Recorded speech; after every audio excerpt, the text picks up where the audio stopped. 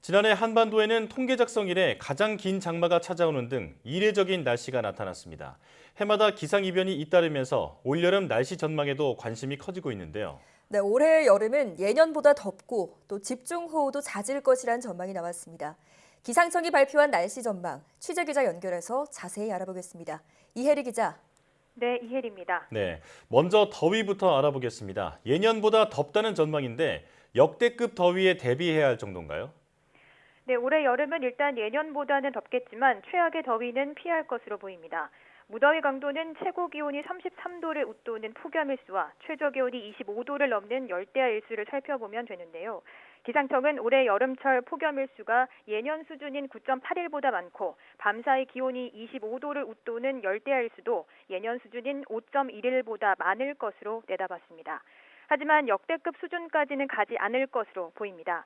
역대 가장 더웠던 해는 2018년으로 폭염일수가 31.4일, 열대야일수가 17.7일을 기록하고 있습니다.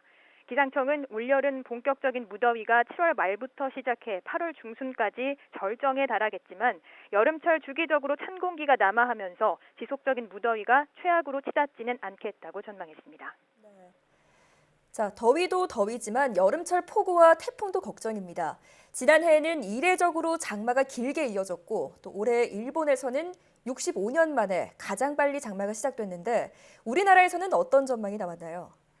네, 기상청은 올여름 강수량은 예년과 비슷하거나 조금 많을 것으로 예상했습니다. 특히 찬 공기 영향으로 집중호우 경향이 클 것이라고 밝혔는데요.